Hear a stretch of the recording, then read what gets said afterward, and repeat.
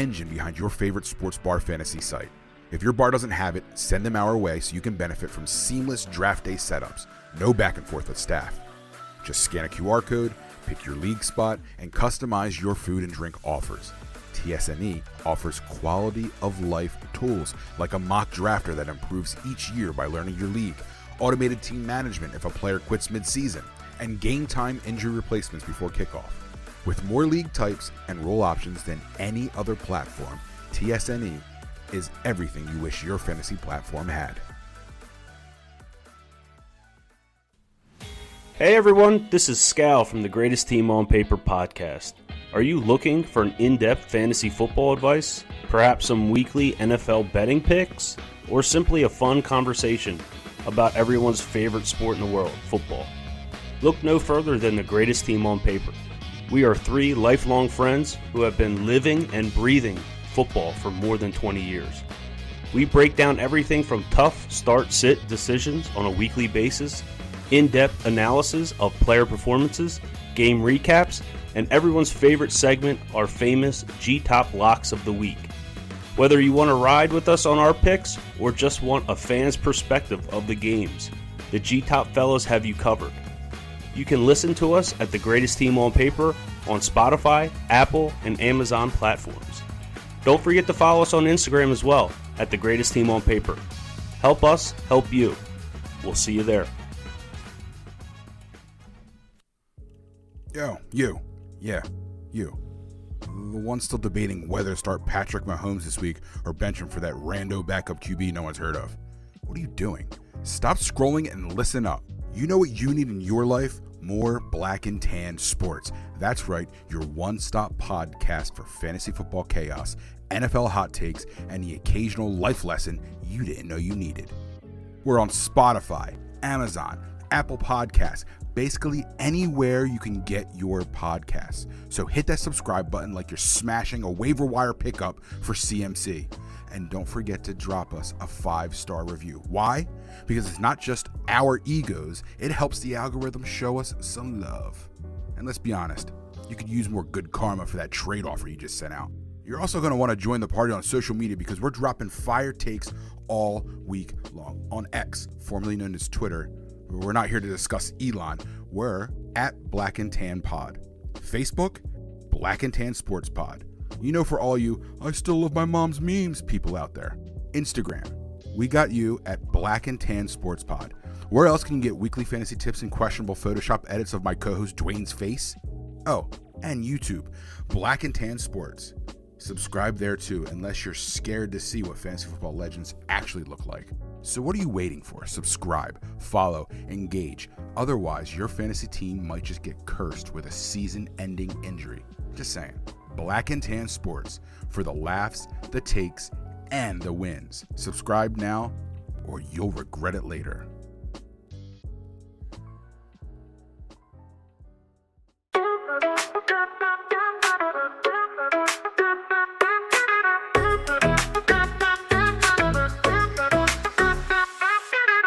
Black and Tan Sports, we keep it real.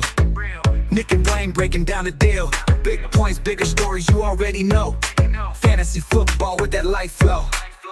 Brought to you by the season never ends, where the game never stops, and neither do we, my friends. From touchdowns to hot takes, we cover it all. Laughs, life in football, we stand tall. Tune in, lock in, it's time to roll. Black and Tan's taking over, but we're on the roll. We're on the roll.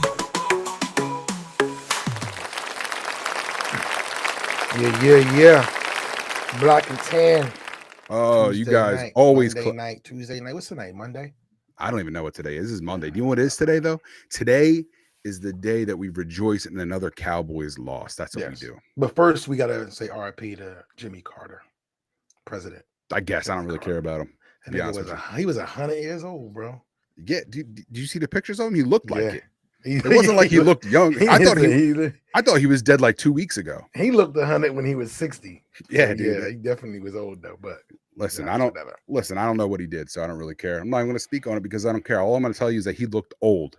Yeah, that's all. But besides that, listen, we came on tonight for a specific reason, and that reason right now is how bad these Eagles smash these Cowboys. Smiggity smashed. Oh my God, it was awesome. It was so lovely. Everything about it, and like we called it, we knew it was going to happen. So it wasn't Yeah. like this huge surprise. It was something that we knew was going to happen. We knew Right. they were going to win. And I even said that they're going to win with like a third string quarterback, which essentially that's what happened. They did. Yo, Yeah. he went. We'll talk about it. But the funniest part, before we get started, the funniest part about this whole thing was the Micah Parsons interview, post-game interview.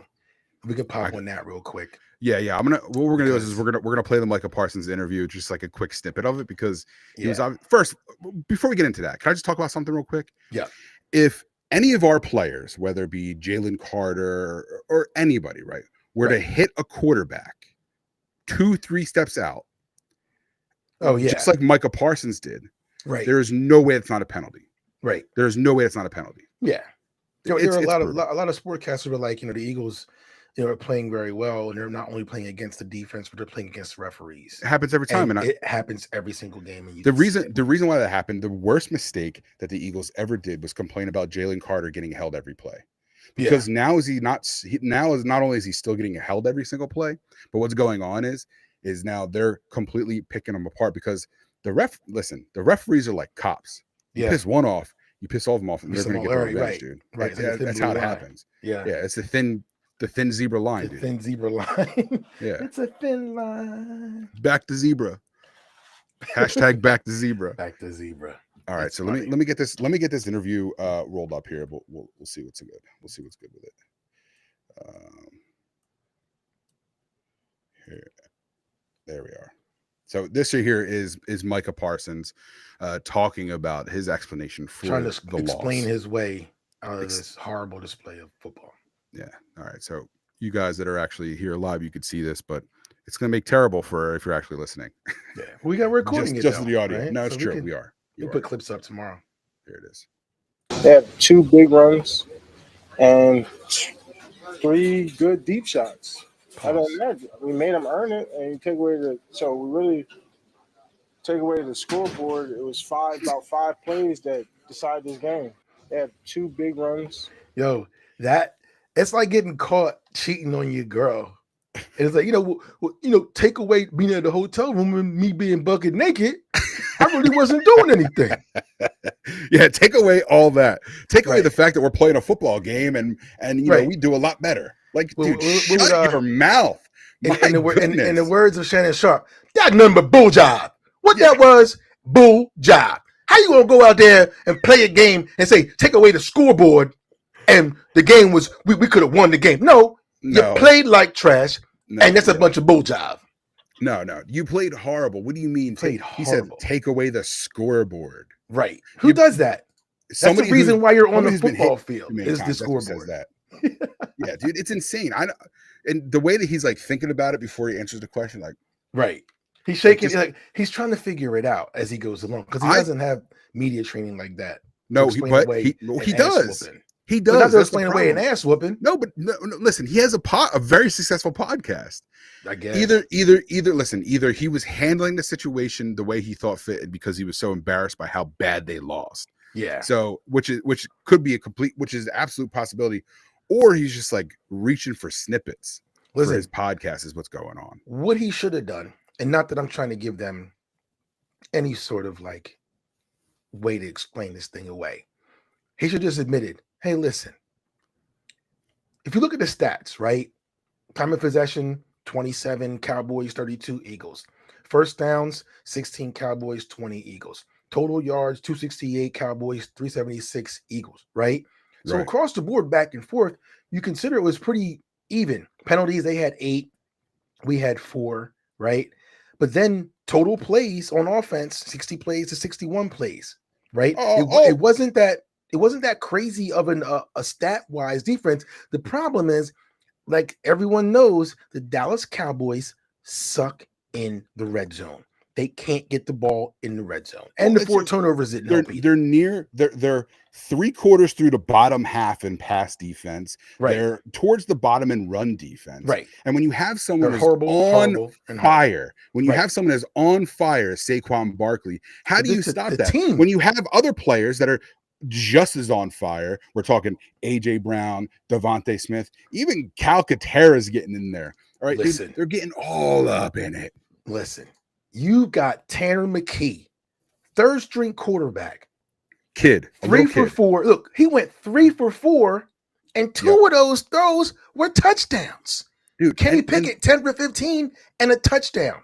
The numbers that these backup quarterbacks and a rookie quarterback, as you just mentioned, were putting up in this game was absolutely ridiculous. Insane. If I was Micah Parsons, I'd be embarrassed. Yeah. I'd be completely embarrassed. And Because I think this clip is him being embarrassed. He doesn't know how to react to the situation. That's what I'm saying. I'm sure he has media training, but he doesn't know how to explain away a horrible display of defensive play. Because it's no secret that Saquon had to get an average of 134 yards for the next 2 games to be able to break this record, right?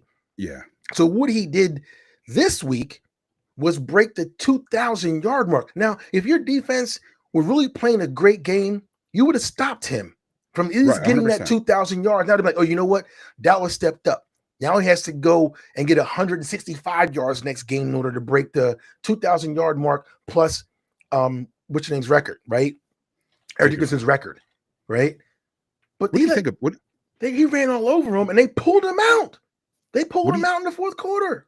What do you think about the people saying and talking about how, like, oh, you know, Saquon Barkley's not really breaking the record? Well, there are stats behind that. And the first stat is that Eric Dickerson broke O.J. Simpson's record. Right. He had an extra game. He actually had extra 2 games because they were playing 14 games. O.J. did 2,000. Eric Dickerson broke it at 16 games, right? So Saquon only has. I consider O.J. Simpson the best and the first white running back. Yes, he was definitely. He hated black people, dude. He didn't hate black people, but he was surrounded by so many pretty white women. Murder them, I guess. That's what all he that. did. Listen, all that pretty white meat walking around you, boy. When you in the 70s and the segregation was just kind of fresh, like freshly over. He's like, listen, come on, let me walk through the airports with you, ladies. It's O.J. Simpson. Get in my Ferrari. Check out my Bruno Mars. I'm just OJ. I'm just OJ. Right. Listen, he did what he did, but O.J. Simpson broke the record. He set the record with 14 games, right? Yeah. And then Dickerson did it with 16 games. So he had 2 extra games, right? Yeah. Saquon could possibly do it with an extra game, right? So but if you look at the stats itself, right, carry for carry, Saquon has like 80 plus less carries. I know he has a lot less than carries he does, than Dickerson, right? Yeah. In this game of football, where it's like the league for how many years hasn't been a fullback, running back, halfback kind of league, and Eagles among other teams, 49ers, the Lions, they've all changed that aspect of the game and they started going to a running game. The Giants had this guy and gave him up, but he came to a great place. He came to a culture and an environment that's going to support the run and support him and get him those yards that he needs to break that record. Because him breaking the record is not just for him. It's for the team. It's for the front line. It's for the coaches calling the plays. And it's also him executing. And that is a team effort. And I'm torn on it. I hope he gets it. I'll be honest with you, I'm torn on it. Records are made to be broken. Right. And I would, he deserves, if anybody, he deserves to break that record. He really does. And as you just said, it's not, yes, okay, he may get the extra game, but he had, like you said, he has like 80 less carries. Yeah. So it's like, it is. If he carries the ball 120 times next game and barely gets it, then you can have a conversation about, he had extra game plus 120 carries again. No one does that, right? But the reason why I'm a little bit torn, and you're right, because it is like a culture thing, right? If he gets that, chances are he also gets the MVP. And that's a win for everybody all around. Right. And I understand that, and I'm for that. Which is a win for a running back. And how long? It's been a long time. 80s. Because you got a running back that has an MVP. It's always a quarterback. Lamar Jackson won it twice. Right. Insane. Not that he's not a good player, because he is. Oh, but listen, Lamar Jackson's Lamar Jackson. But the point I'm trying to make here is that what's more important sometimes? Is it the Super Bowl that we won? is it the health of our running back that we want? But what makes, and you touched on this a little bit, what makes this all work, which makes this a wonderful thing, Right. is the fact that we have a mostly healthy line. Yeah. So Yeah. you can't have Saquon Barkley out there running the ball with a linemen that are not the starters.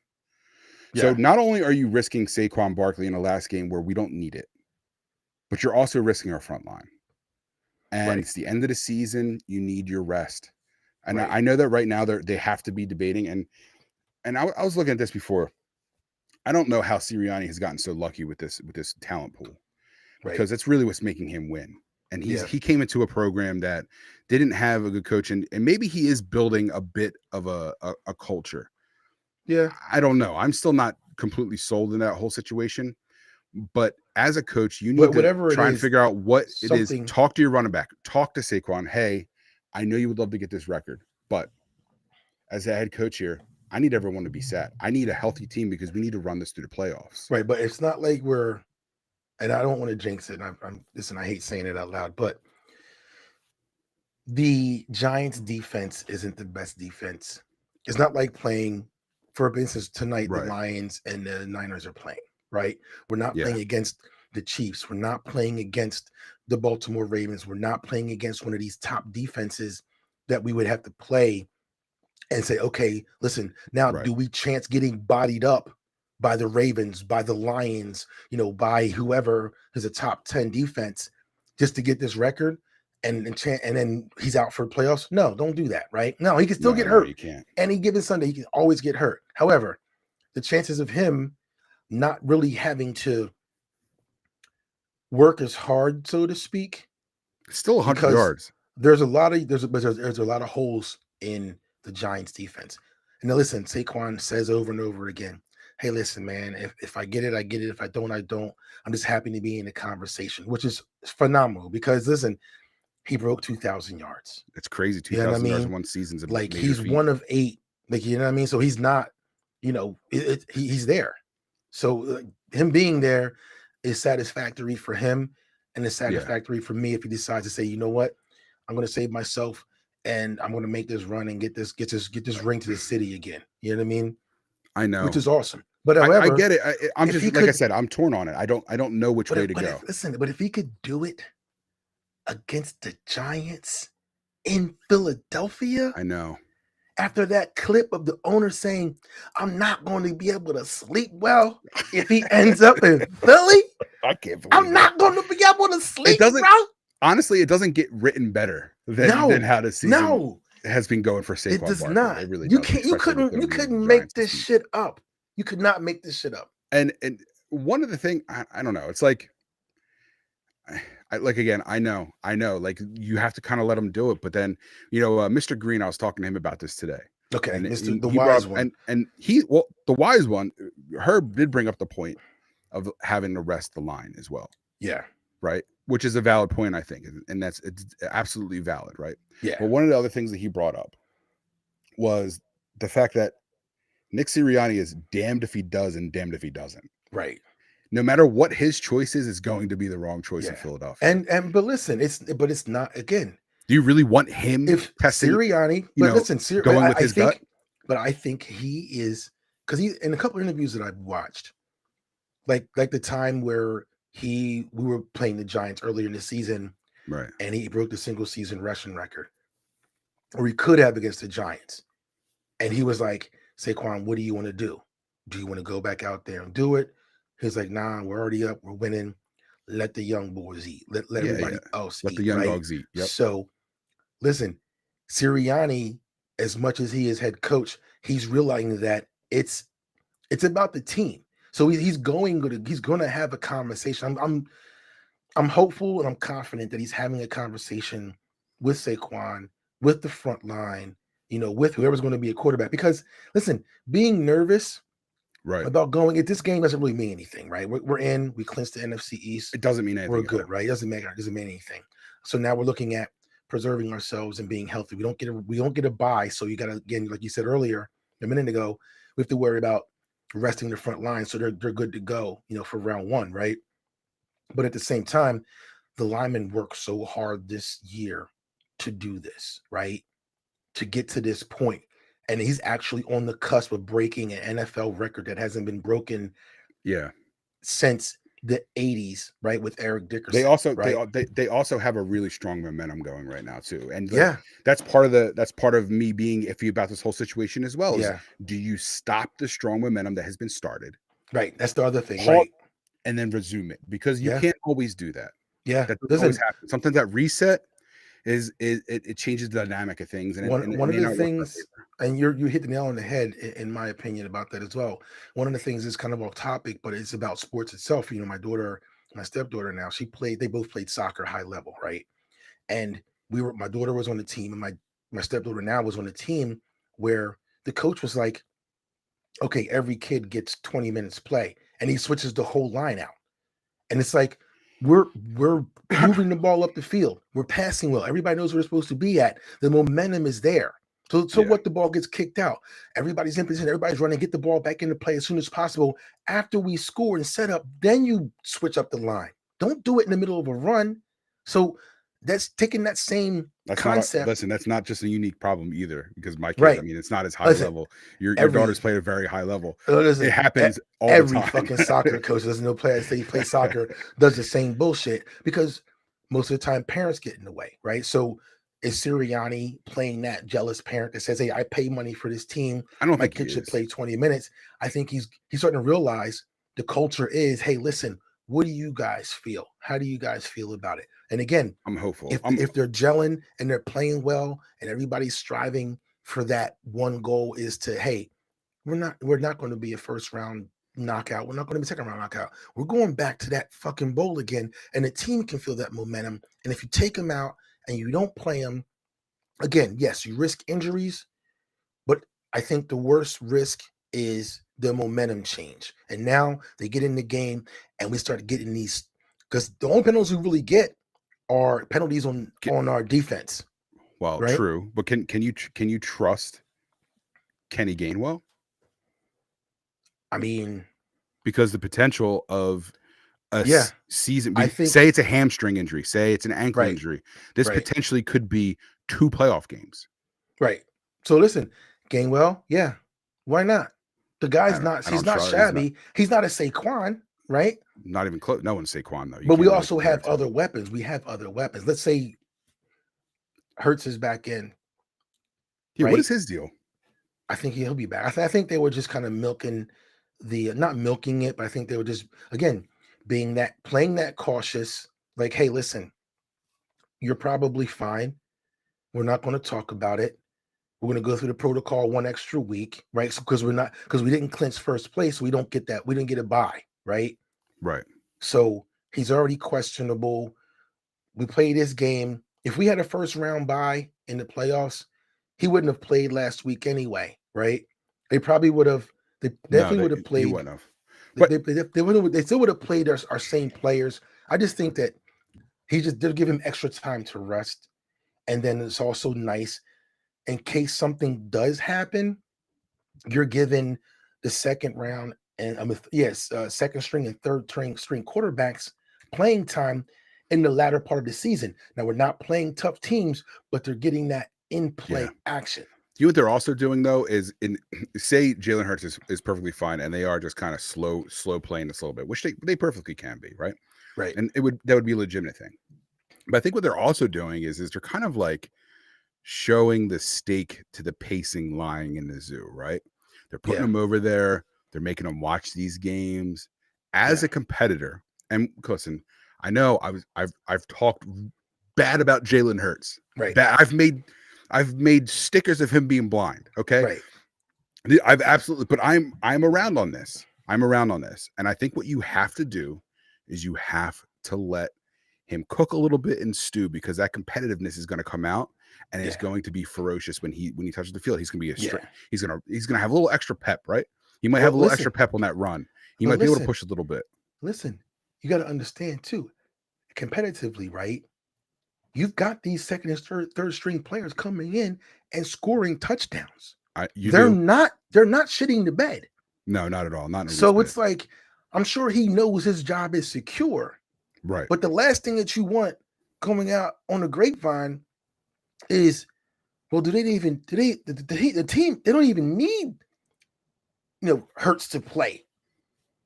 Is he really that good? Is it Hurts that good, or is it the offensive Well, it's line crazy that's because better? when we lost against the Commanders, it was Right. Jalen Hurts is that good. Is that And this guy. week, Right. everyone kind of took that breath.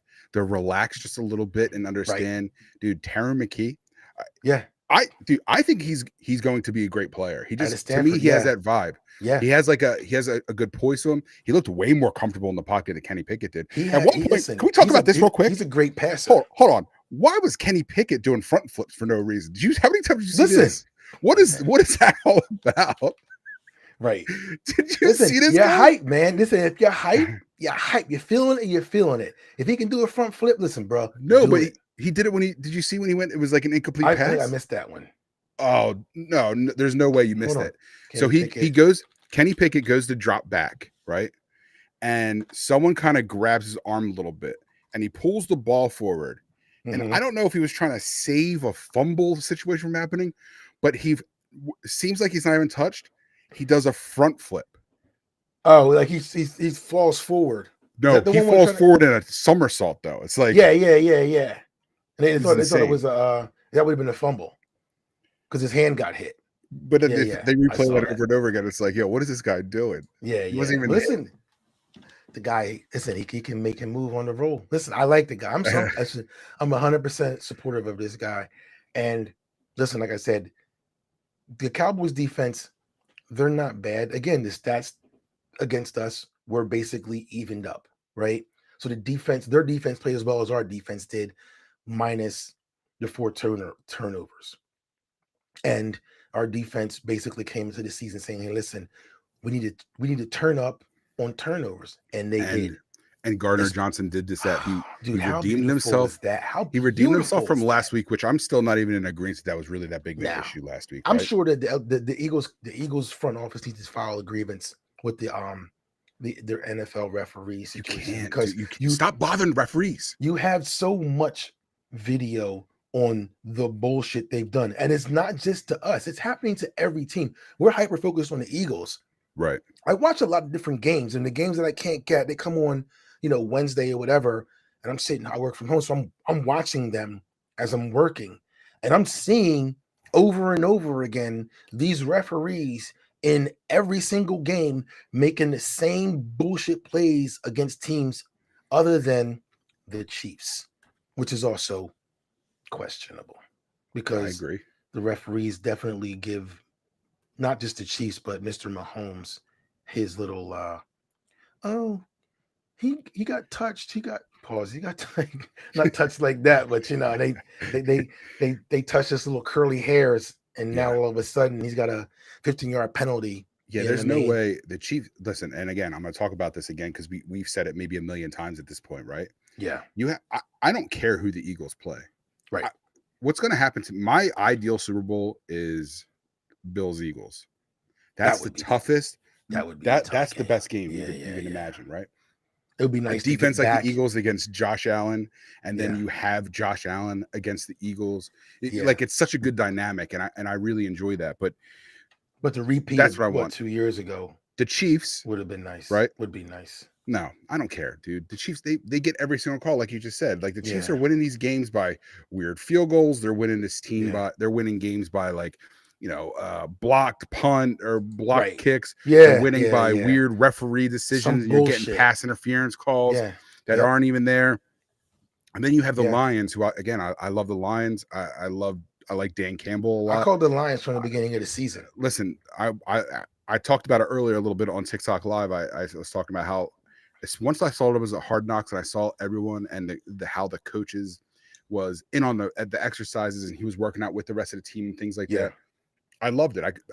I like the Lions, but let's go with the facts here.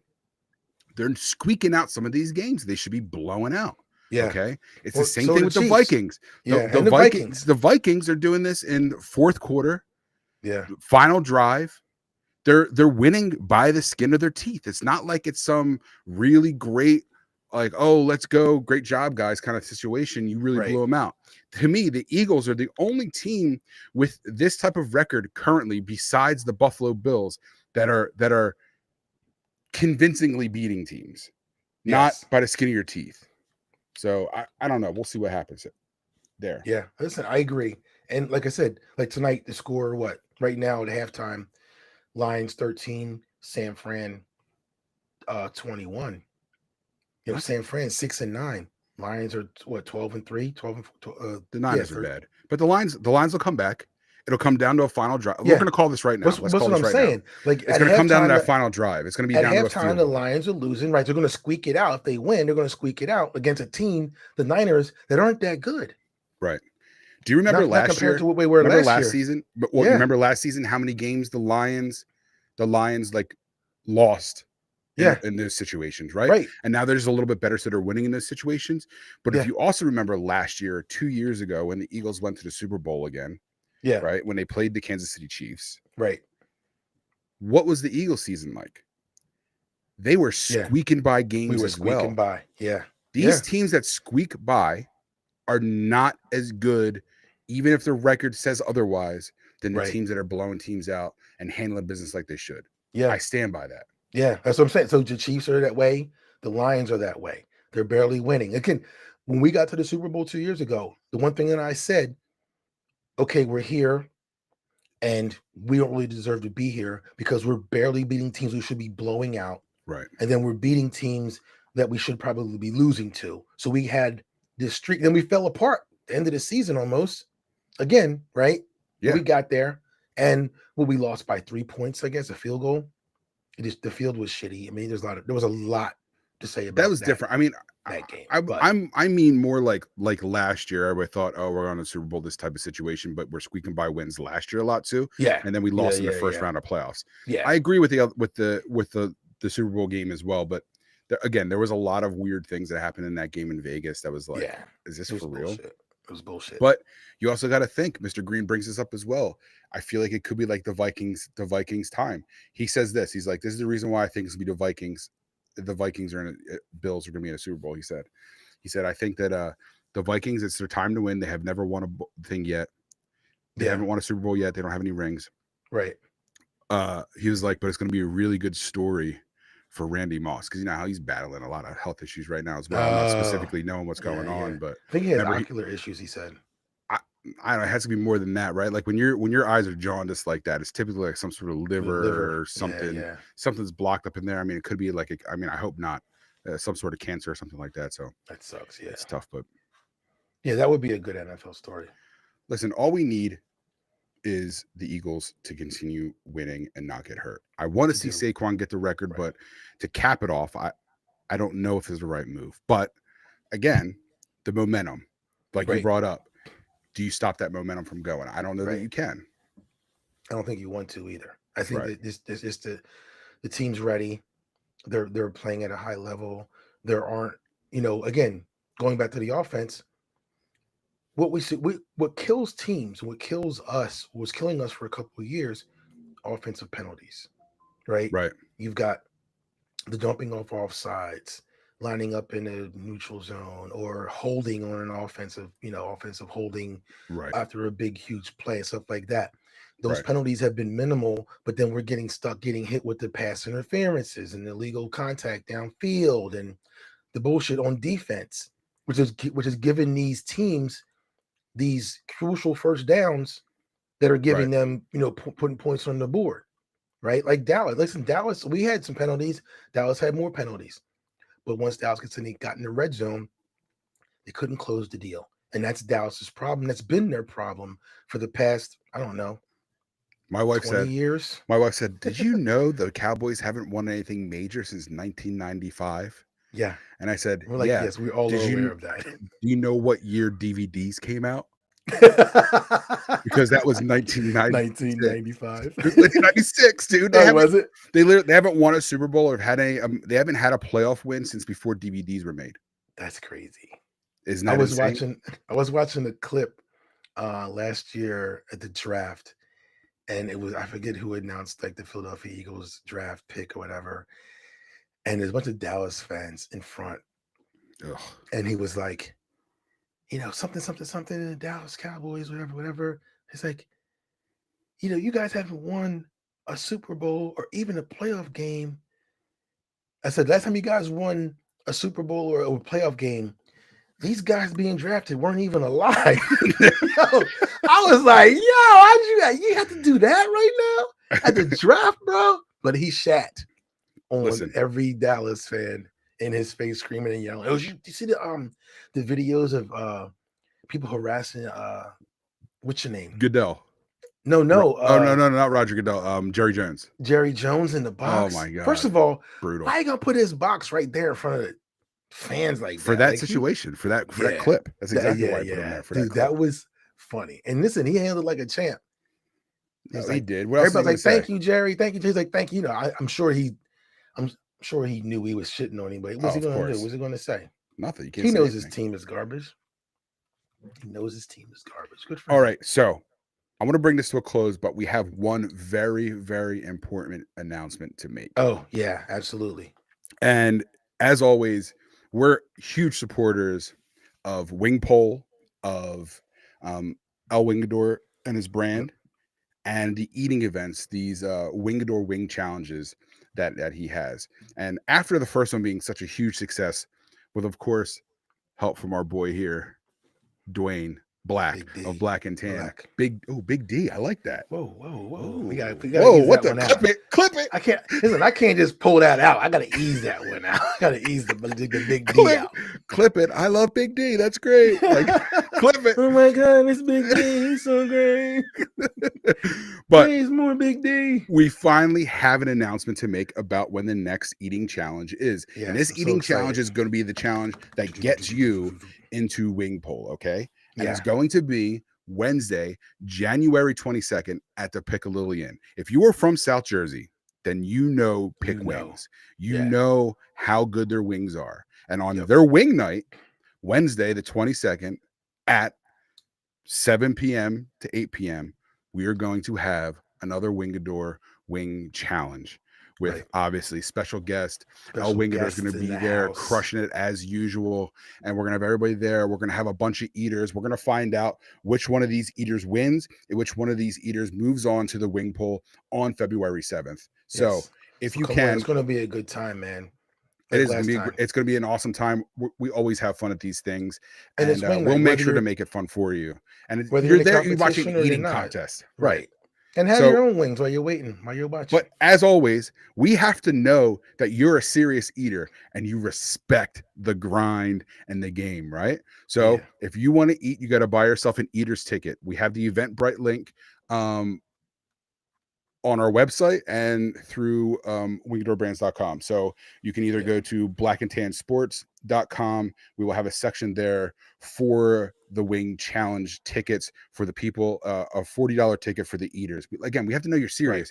We can't have you just coming over there and being like, oh, I'm going to eat some wings, and then you never actually show up and finish the thing. We need eaters to win this. I don't know why you would do that anyway, but the famous, the girls at cheerleaders are going to be all over you, but we're going to have. And I believe, right, isn't it a challenge? It says 25 wings. I think it's 20. It's a 20 wing eat off, right? So what it is that's whoever can eat 20 wings the fastest is who wins. But so you're not eating 1,000 wings. So you got to bang out 20 wings. They have to be clean though. No, they got to be clean. We're not going to count them. We have a judge that's going to be there to be looking at the wings and make sure they're clean, make sure they're eating down to the bone, to the gristle. So we don't want any like half-eaten wings. So, but again, do you think 1,000 wings? If you think you can eat the winner, if you can beat wings, if you think you can beat our last winner, Moose, then you need to be here at the AKA Moose Knuckle. So Moose Knuckle did his job. It was like 5 minutes, 30 seconds, something like that. It wasn't, he didn't do it in like 30 seconds. So it's a decent contest. And again, you're not eating 1 million wings. You got to do 20 wings or 30 wings, whatever that number is, in a certain amount of time. And whoever gets done those wings first would obviously be going on to the Wing Pole Challenge that will take place February 7th at Cheerleaders. So we'll have some girls from Cheerleaders there. We'll have the eating contest there. El Wingador will be there. Of course, we will be there as well to talk about and commentate on the event and host it as well. And this is all at the Piccalillion, the famous Pick, and their wings, their sauce. It's good stuff, man. So Yes, it make is. sure you guys pick up your eaters tickets and make sure you get excited for this event. Please, man, just come out, support. Even if listen, if you want to eat, you don't want to eat, that's fine. Still come out, support, say hi, come by, and just chill out with us for a Wednesday night. Won't keep you out late. You'll be home by 10 o'clock. That's right.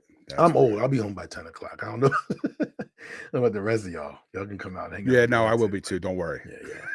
We got work the next day. Yeah, we're not pulling all night. If it was a Friday night, different story. But Wednesday night, maybe everybody has even a Friday, it responsibility. might not be the same way. Yeah. But listen, as always, thanks for hanging out with us. Thanks for Yeah, man, listening. appreciate y'all. I'm going to thank everybody on TikTok. Thank you for joining us. I want to thank everybody on YouTube. Thanks again. And we'll be going more and more live from different avenues, all at the same time, obviously, to make it easy for everybody.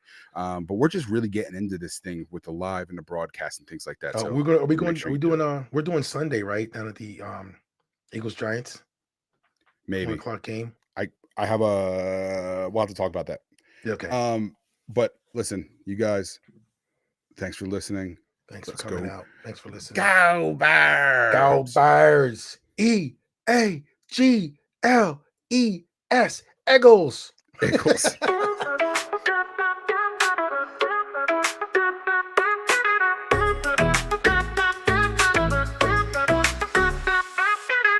Black and tan sports, we keep it real. Nick and Wayne breaking down the deal. Big points, bigger stories, you already know. Fantasy football with that life flow. Brought to you by the season never ends, where the game never stops, and neither do we, my friends. From touchdowns to hot takes, we cover it all. Laughs, life in football, we stand tall. Tune in, lock in, it's time to roll. Black and tan's taking over, but we're on the roll. We're on the roll.